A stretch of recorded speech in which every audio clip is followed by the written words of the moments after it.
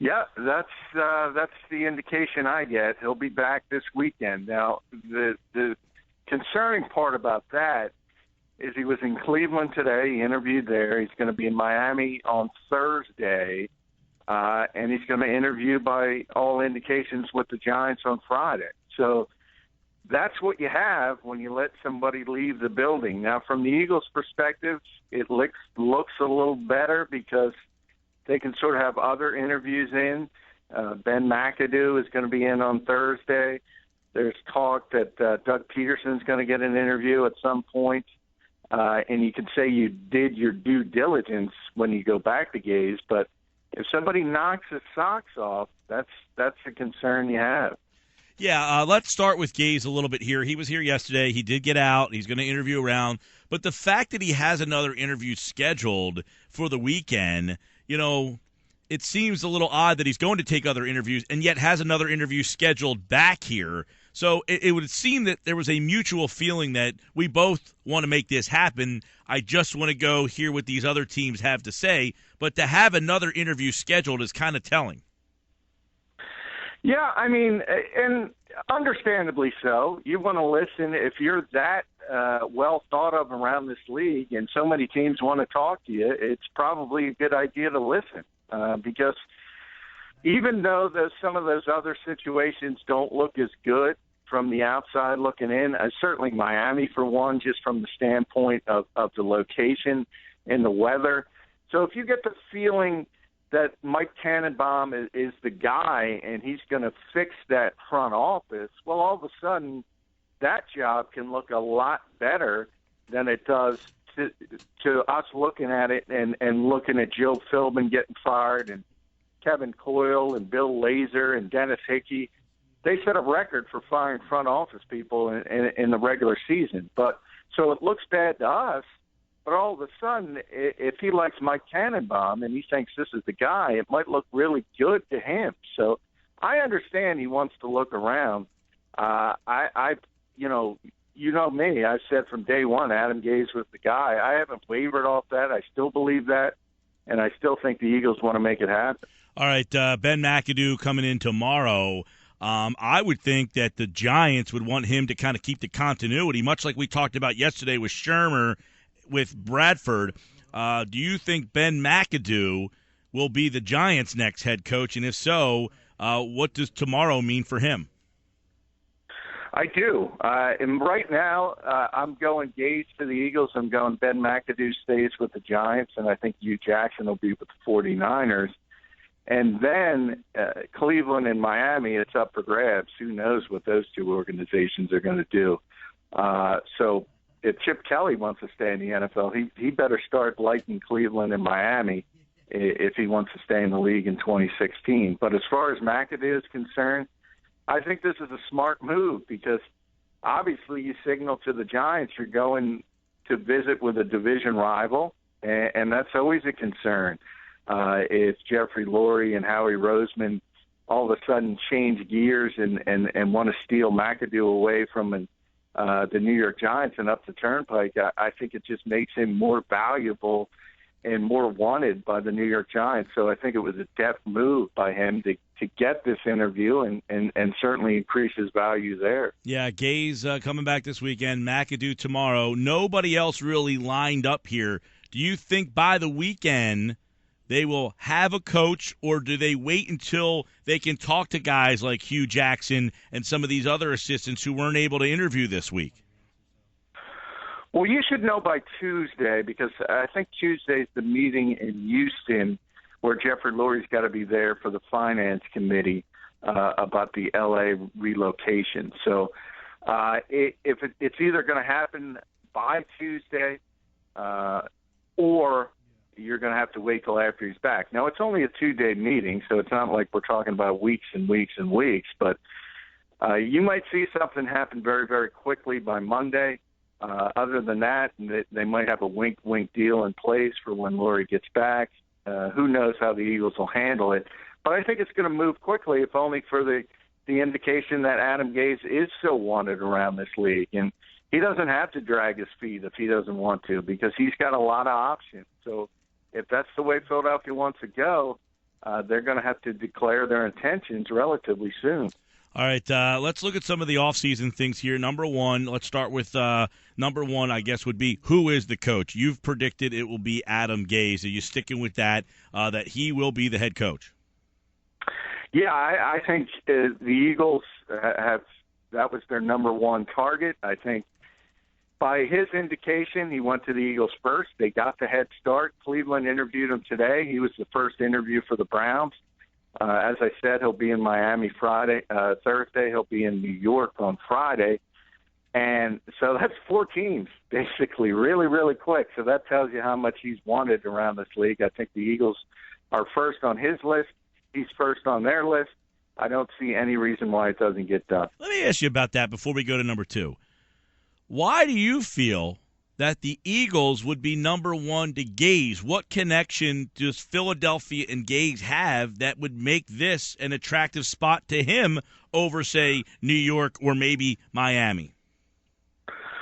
Well, as I said, the Eagles have the advantage over the Browns and the Dolphins because they're all dysfunctional. We all know that, but the Eagles are less dysfunctional. So I think that's why they take on better than Cleveland and Miami. And that's my concern with the Dolphins. Dolphins do have the location. And not only is the weather great, but you start getting into things like taxes and there are no state taxes in Florida. And when you're talking about athletes or highly paid people like NFL coaches, that's a big deal to them. So Miami and teams in Florida always have an advantage in those types of situations. So you can spin some of the off-the-field stuff in Miami's direction, but it's been such a disastrous year in the front office, on the field, in that organization. A lot of people in this league look at them as tremendously dysfunctional. The Giants are different. The Giants are considered to be one of the best franchises in this league, despite their lack of success over the last 4 or so years. 6 out of 7 haven't been in the playoffs. They're still very, very highly regarded. I think Gase looks at it, though, and sees a team bereft of talent right now. There's not a lot stocked on the shelves with the New York Giants, and even though the Eagles have their own problems and certainly need to buttress certain positions, they're in a lot better shape talent-wise than the New York Giants. John McMullen, 97.3 ESPN.com. Your opinion, Howie Roseman, is he calling the shots, or is somebody else going to be kind of the football guy there? Or are we back? Is it clear that we are back to Roseman running the personnel, running the draft? Oh, sure. He's in charge of the personnel. There's no question about it. Tom Donahoe is handling the day-to-day operation of the personnel department right now, and they might hire somebody else because I'm not sure if he wants that grind for the long term. But Howie will be in charge, just as he was before. He'll make the final decision. Jeffrey Lurie talked about collaboration, though. He wants Roseman, he wants Donahoe, and he wants the new head coach to be able to work together because he saw what happened last time, and he doesn't want that situation again.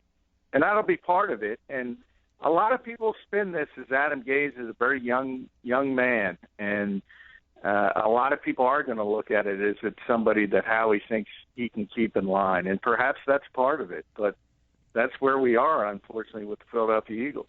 All right. What happens, in your opinion, with Sam Bradford? If Adam Gase is the coach, does he want Sam Bradford? Does Sam Bradford want Adam Gase? It's interesting. A lot of it depends on I've been given this further thought from even when we talked about it yesterday, and I keep going back to that number, whether it's $18 million anywhere to $22 million. Do you really want to bring Sam Bradford back with that much money?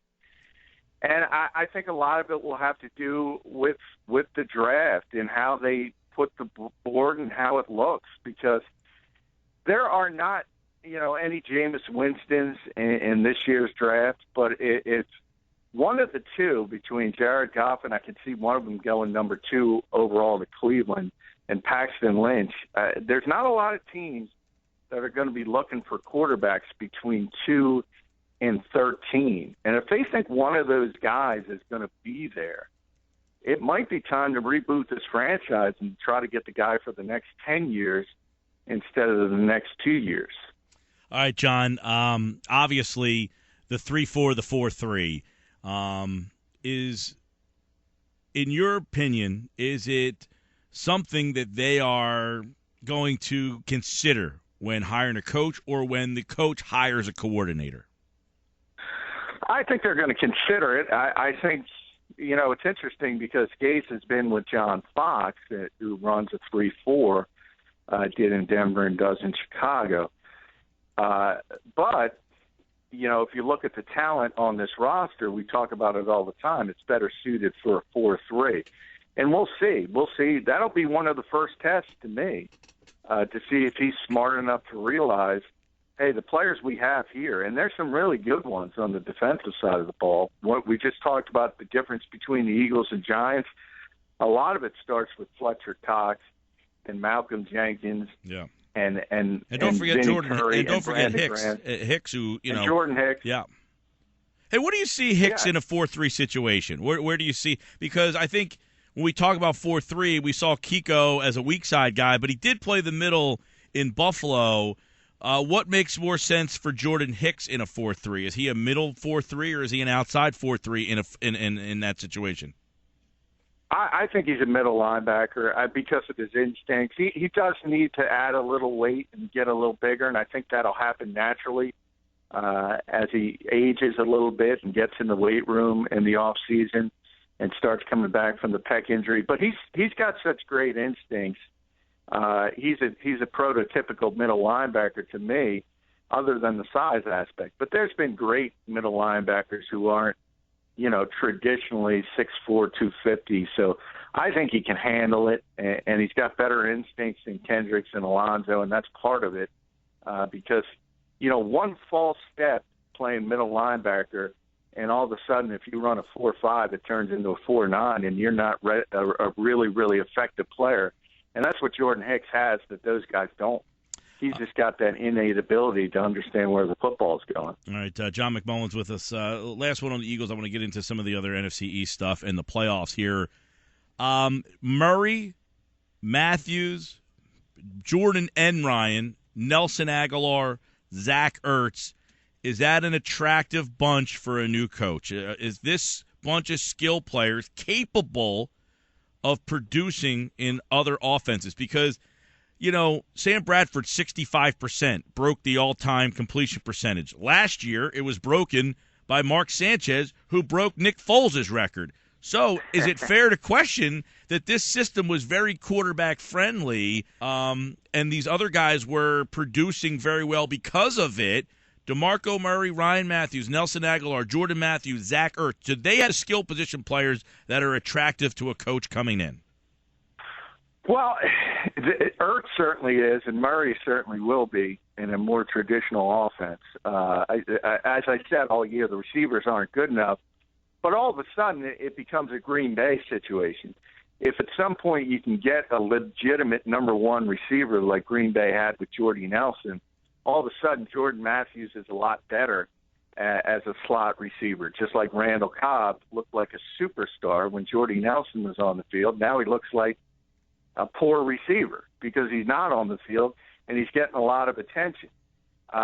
Simmer, all of a sudden that knocks Nelson Aguilar down to a third receiver, Josh Huff down to a fourth receiver. That's pretty good. But you got to get that number one, and they don't have it right now. And it's Aguilar's not going to be it. Matthews isn't going to be it.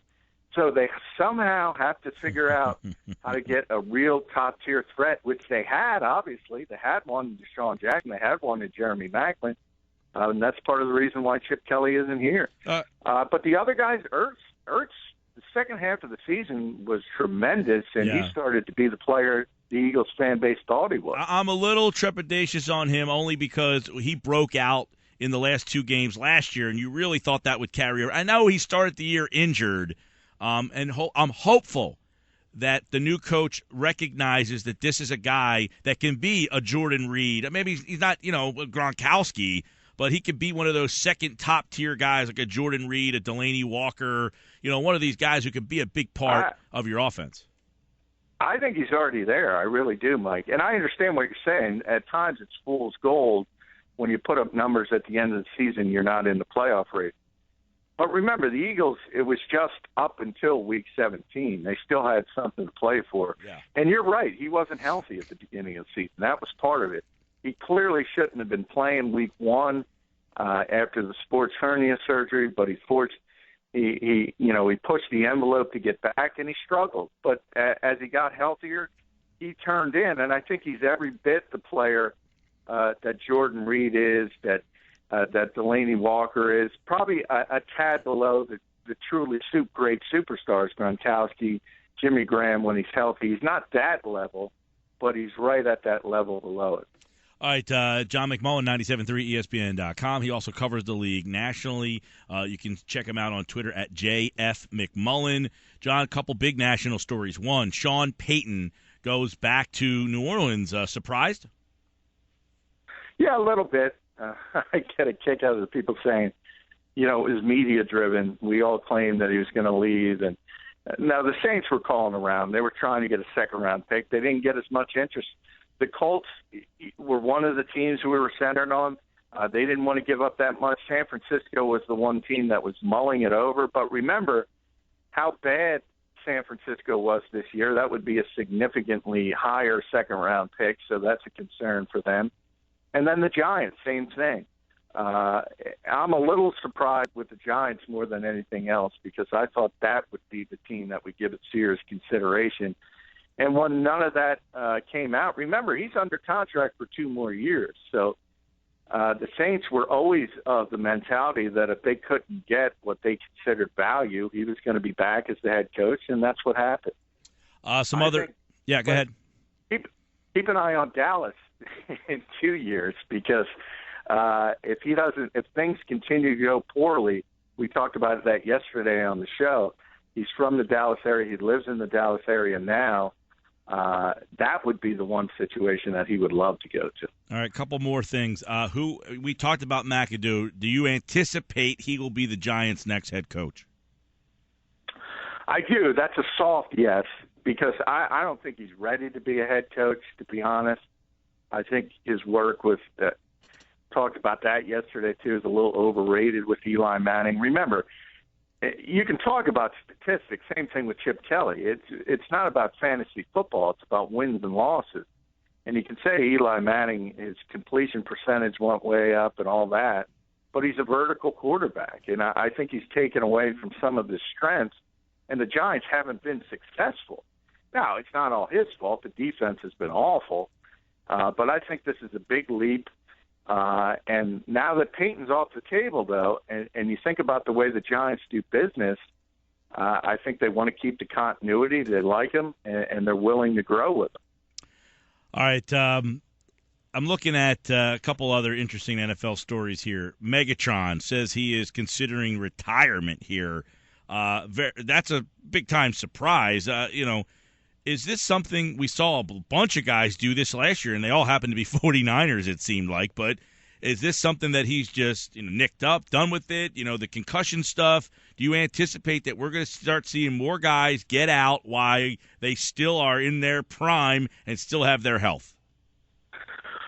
Well, it's always rare. I'm always surprised when people walk away from significant money. But there is the rare occasion it happens. As you mentioned, Chris Borland last year, most of the other 49ers, Justin Smith was a great player, but he's obviously 35, 36 years old, so that wasn't as big a surprise.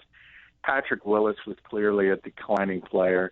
Anthony Brown was a surprise. You've seen it in the past with Robert Smith, and Detroit knows it better than anyone with Barry Sanders. There are a few people who decide to walk away when they're still at the top of their game. And I would be surprised if he did it, but he wouldn't be the first. It remains very rare. I don't think the Chris Borland thing is going to be indicative of a wave of this. I think most people who play football understand it's a dangerous game. You're risking a lot to play it. but they're willing to trade off because obviously you're paid very well, and there's a lot of good parts to it too. So I think most players still understand that. So it's still going to be rare, but you are going to see it on occasion.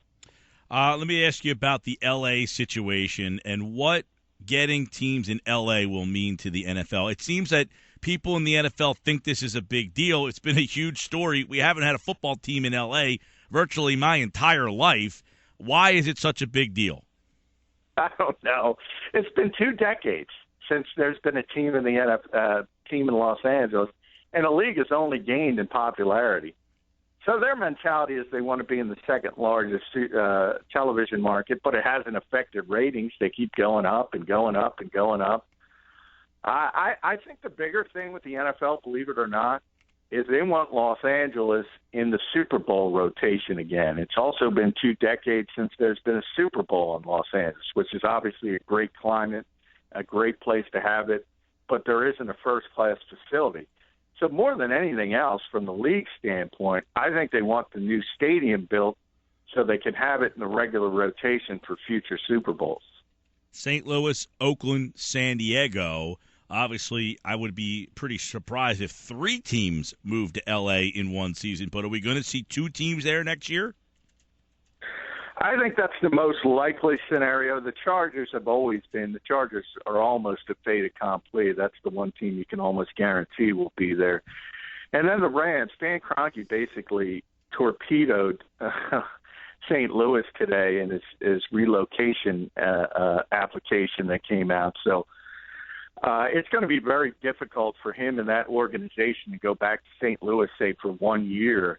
And I think he's trying to force the hand of the league to get those 23 extra votes that he needs to move. And it's going to be interesting because it's a game of chicken, and it's going to be very hard. You're going to see some serious decline in attendance and even TV ratings if the Rams are forced to go back in St. Louis, because everybody knows there'll be a lame duck. I think Oakland is on the outside looking in. So there's a chance the Oakland Raiders move to St. Louis. Who knows? They might go that route. Oh, that would be unbelievable. All right. And by the way, as you know, you said teams haven't been there. The Rams did originate in Los Angeles at one point, as did the Raiders. So those 2 teams do have a little bit of history. All three of the teams, the Chargers, started in Los Angeles. So all have a history in that particular city, and that's why they were the 3 most likely of all the teams. You've seen franchises that have been using Los Angeles as sort of hanging over their respective cities for years. You just wonder if that would be a great spot for an organization, though. Like, do the people out there? It'd be like the Miami Marlins in baseball. Like, does anybody care? Well, it's the same with the Miami Dolphins. People care. The Dolphins are struggling now. Very good team. Obviously, when Don Shula was there, they at least have a little bit of history. As late as when Jimmy Johnson was there. When they're successful, they do tremendously well. Same thing with the Rams and Raiders in Los Angeles. When they're successful, they did tremendously well. But when they're bad, there's a lot of other things to do when the weather is nice every day of the week, and you have some issues. People aren't going to show up if it's 80 degrees to watch a 3-13 football team. All right, John McMullen back tomorrow with the latest. We'll have Ben McAdoo in. We'll get closer to the NFL playoffs, and the NFL always has a storyline. We'll discuss it tomorrow with John. Thanks, bud. Hey, thanks, Mike.